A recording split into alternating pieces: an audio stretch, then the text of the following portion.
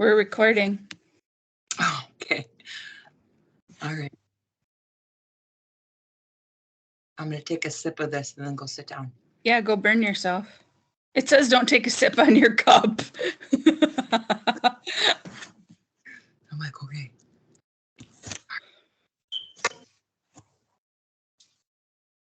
Can I blur the back? Oh. Can I blur the background of me?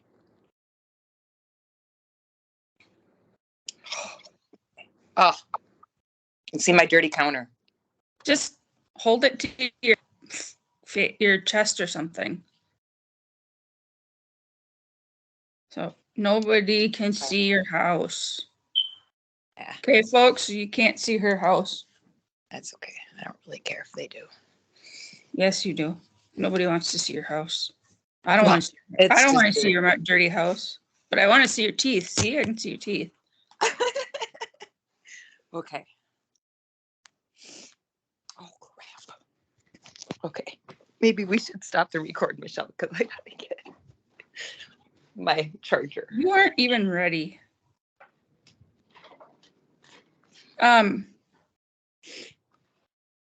We can cut this part out. Are you ready now? Plugging in my... Anyway, so... Okay, I'm ready now. What? So, like, I don't know, like, our parents, like I always thought, before I started talking to some people, to some other kids, I used to think to myself, I was like, why the fuck did my parents just leave me? You know? Yeah. Like, what was wrong with them? They just left me? I was 5. Like, why did they just leave me? And then I hear, your parents just, like, kicked you out at 12. Yeah. Like, what the fuck? Like, what's wrong with that? And then I hear somebody else just got put on an airplane and dropped off in another country. Right? Like, yeah. What the fuck? Like how many there's other kids, because like when I was 5 and I was stuck on the compound, there was an other kid that I remember for sure. There was probably others too that I just don't recall at the moment, but there was another one for sure. Well, I know, like, that was there with me. Were sent to India too. Yeah, kids just like given passports and here, fly the fuck over across the pond. Yeah, I know that they were like. It seemed like anytime anybody got close, he would kind of take the kids and ship them off somewhere. And I don't know if it was almost a way to control the parents in many ways. I don't know. I really don't know how to explain it. I really don't. Hey, Michelle, I can't see you. Huh? I can't see you. How come? I'm not sure. Well, I can see me.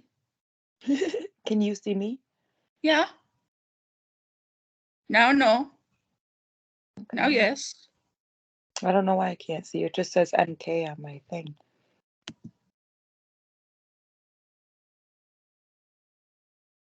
Oh, there you go. Now I see you. Okay.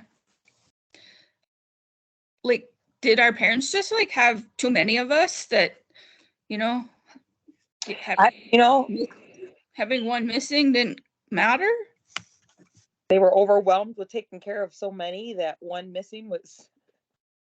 I don't know. I don't know. I really, truly, I don't know. I wish I could answer that. And I don't even think they can answer it. Yeah, I don't know either. I don't think... I guess the biggest thing, like, for me is to wrap my brain around that we were all victims, including them. Yeah. And so I know from experience that when you're in the right frame of mind, somebody can get you to do anything and not You mean in the wrong frame of mind? Yeah. And I always say that that's like the worst. It's like being in a domestic violence relationship. I mean, Yes. it's on a much lesser scale, but Yeah. it's Hi, Kai. that's how you can like maybe get people to understand it. Yeah. You know, why people say like, why does she stay with him? I mean, it's the same concept. Yep. Yep. It's the manipulation, and and like he did, like the biggest part was anytime one of us kids did anything wrong, it was because the parents were sinning.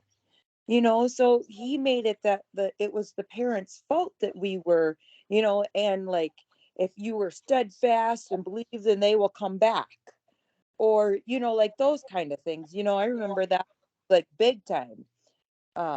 He used to say that if you're steadfast and you believe, then your children will come back. And Come back from what? come back to Rama's, like if they were gone, or Like if we had run away or whatever. yeah, yeah, Like if we had backslidden. yeah, yeah, you know. So like I know I can't really comprehend it because, well, quite frankly, I haven't experienced it. So like I haven't experienced being in there and having children of my own. You know what I mean? And until I've been there and I've experienced it, I can't really say one way or another. I know for myself, some days I can be very logical and I can be very um, empathetic, and I could put myself where I think I would be in that frame of mind. And then other days, it's not so easy for me to be empathetic, and it's not so easy for me to be um, nice about it. Especially on days where I've had a bad nightmare, or it's just not a good day. Um, those days, I have to say, I still get a little angry, and I still like just shake my head, and I don't understand. Mean about our parents. Yes, yes, and like about the whole thing, how even, you know, okay, so I went to school for a very, very short period of time in Shawano, and I think of all the teachers and the principal and everybody that was there that could have helped me out. Instead, they treated me like dirt, like Rama, Rama kid, like I was Yeah. trash.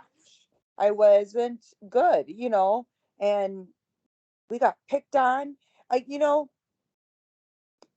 if the outside world had been nicer and kinder to us, we would have probably ran towards them a lot faster and Yep. sooner.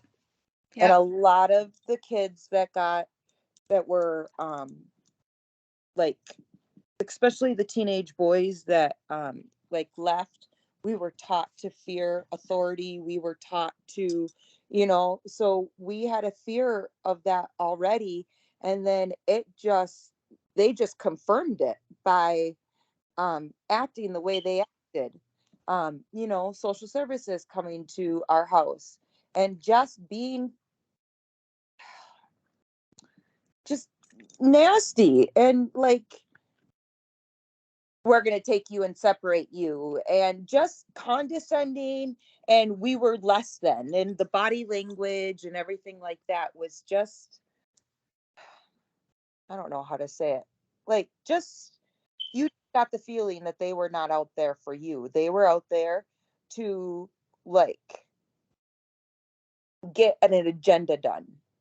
And I don't know. I don't think I recall ever having to deal, if our family ever had to deal with that. But I mean, that brings me to, we should probably clarify about what you said in our last video about when you were born in 1982. oh yeah, about the uh abuse slowing Yeah. down. So I didn't necessarily mean that, like, so the cattle prod was, I think, no longer allowed after that. I don't remember the cattle prod after, I would say, like No, the cattle prod was used after that. like 6, 7 years old. Because I remember it happening to Miriam. In 82? No, like after that. Like I Oh, would, when I was like 6, 7 years old. Remember when we used to sit around the bowls and the soup and stuff?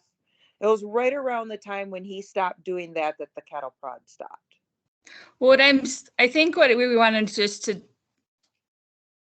make sure we clarify is that when you said it slowed down, you didn't mean that it slowed down and stayed slowed down.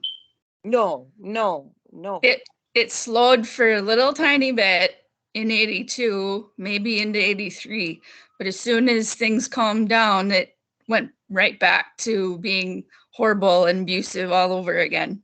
Yeah, Because and I had a new couple of people message me and go, "What does she mean it slowed down?" It didn't slow down. I just And mean like I think the group got more private. cautious Yes. There and you go. That's the right word to use. More cautious. and Yes. and paranoid. Yes. Yep. Yes. And you Yes. know why? I'll tell you why. I'll tell everybody why. Because the Eilers kidnapping happened in Winona.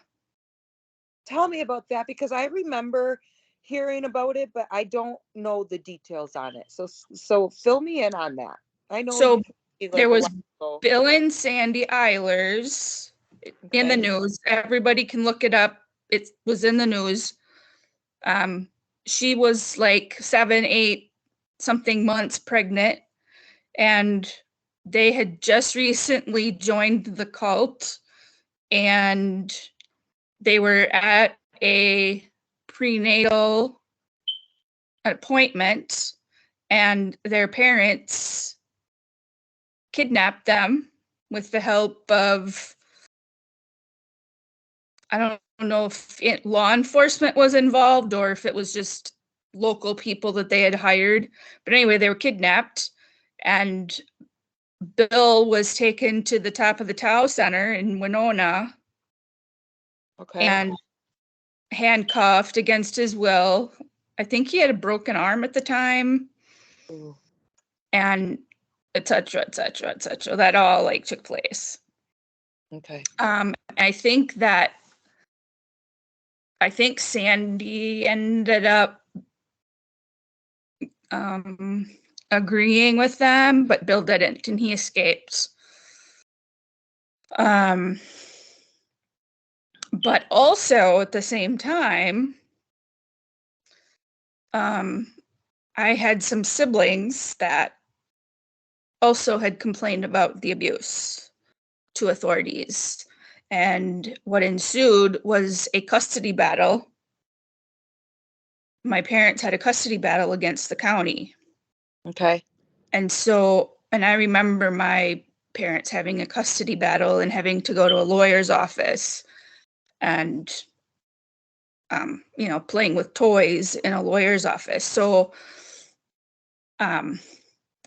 that all that did was make the abuse more closed door. Sure. Yeah. Yes. And so I think that's what you meant by Yeah. Yes. it wasn't so blatant anymore. It Yeah. became more psychological. It became more manipulative. It wasn't Yeah. so outwardly physical anymore Yeah. Yes. Yes. because And he I knew. also do want to make clear too, and this didn't stop like the whipping of the cord or however No, we called it the cord, but it was electrical wire that with the freaking whip. frayed ends, and that was, I mean, that was just right over your shoulder or on your back or wherever, it And landed. it curled so nicely that it Yeah. Stung. Yeah. Yeah.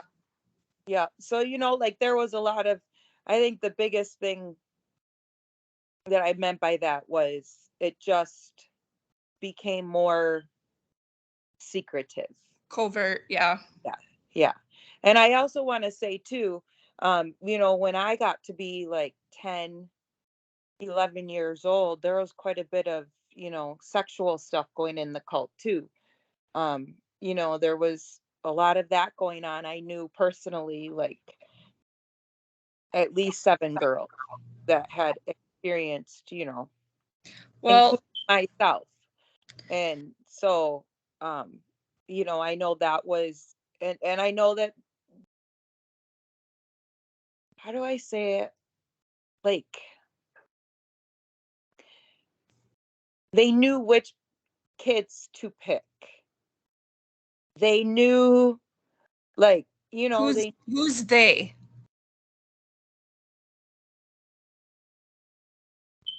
I don't want to say like Rama gave him permission, but he almost did.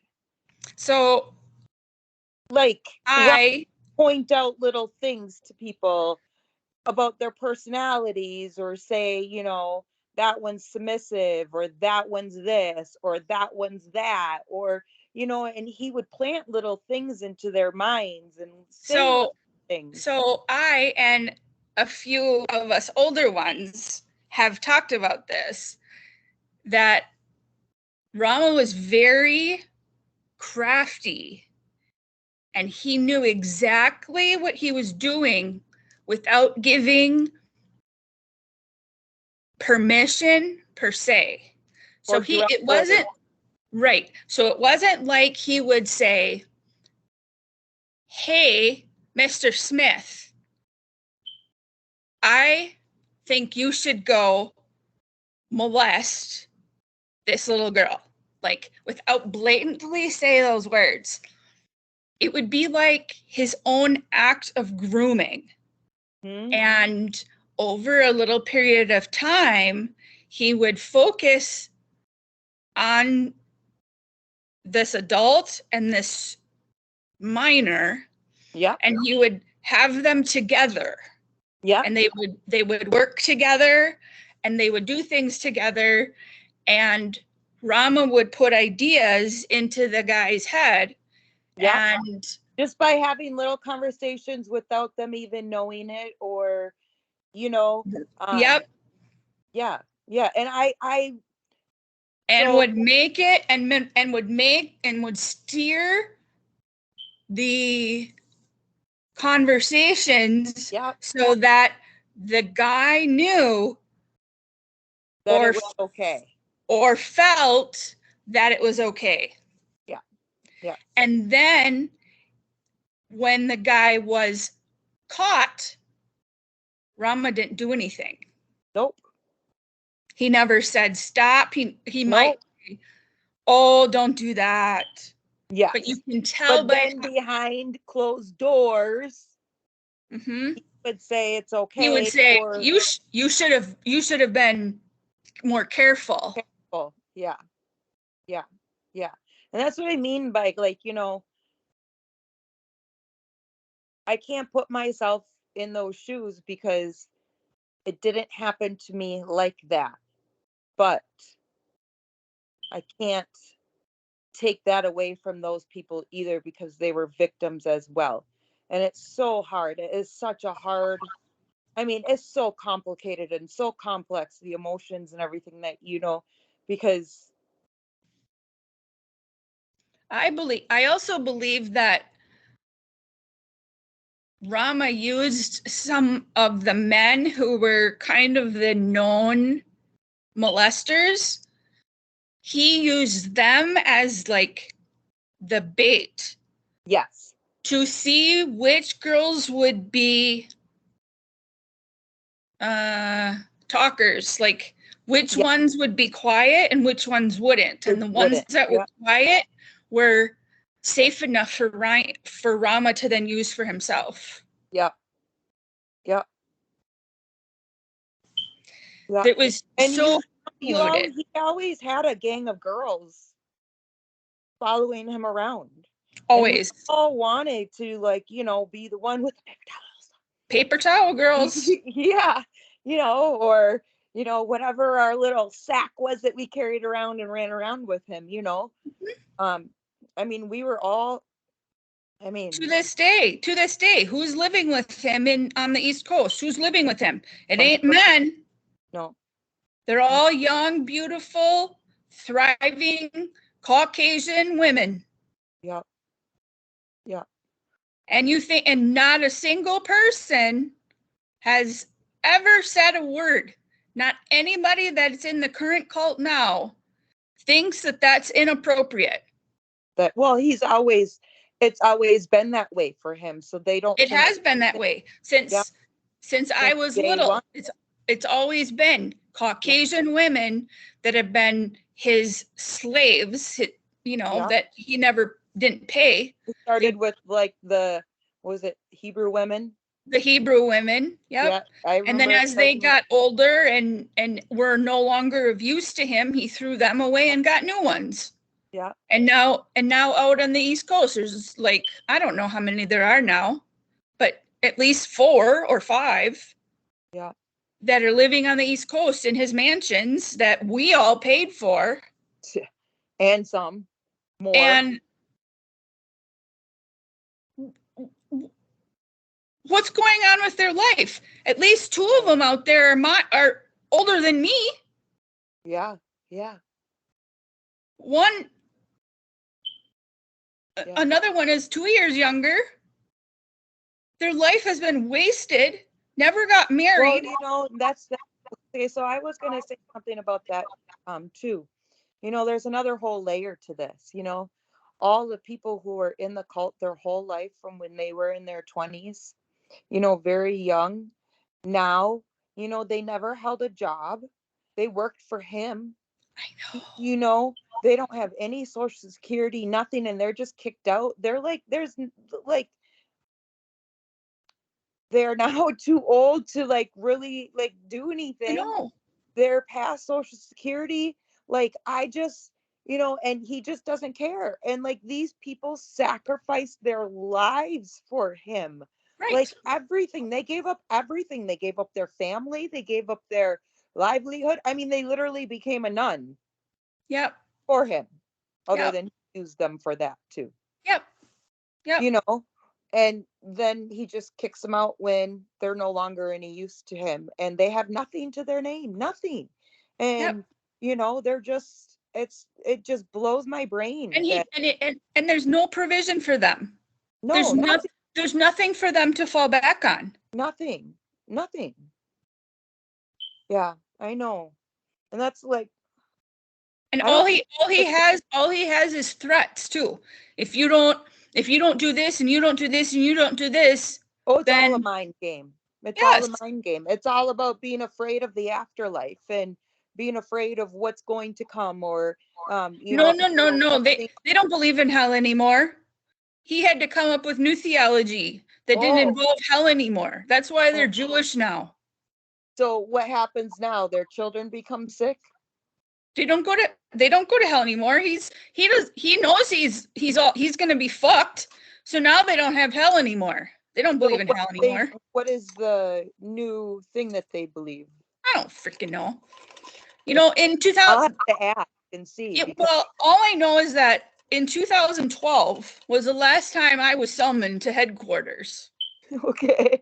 My brother and I, 2012, so 10 years ago. Yeah. When I say I was still brainwashed, 2012, y'all, I was still being summoned by this guy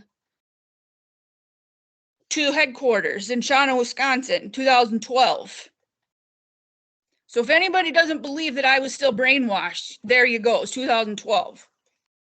There was a lot of kids that were born in there were like that. They grew up, moved away, kind of got out of the cult, but as I call them, fencers, where they were still in their mind, they were still there, they still called him, they still talked to him.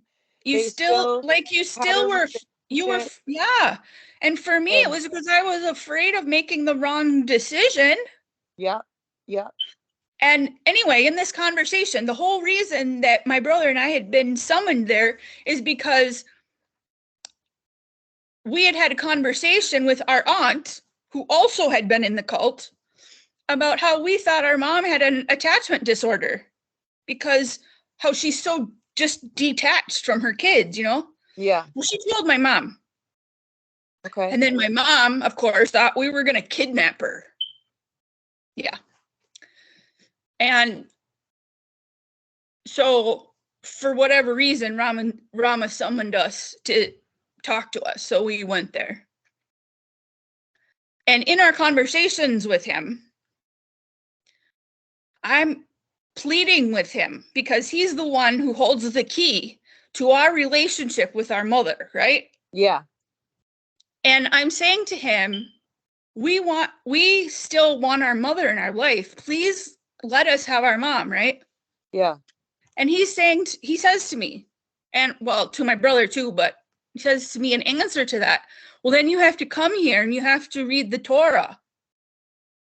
And I said, but you raised us Christian. Yeah. When did the Torah? And his response was almost verbatim, yes, we know. But that's what we believed then. And it was as if my brother and I could read each other's minds and we couldn't get the fuck out of there fast enough.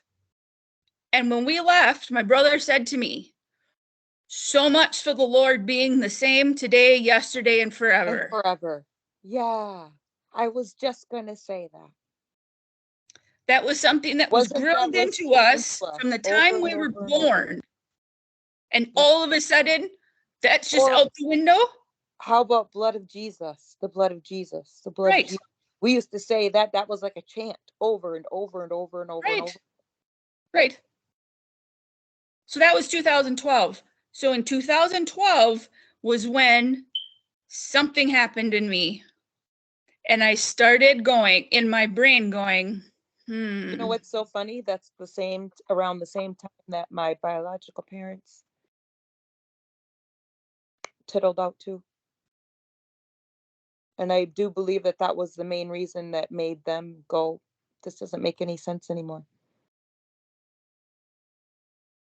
We have like a couple of minutes, so we cut this short, and start a new one. Yeah, sounds good.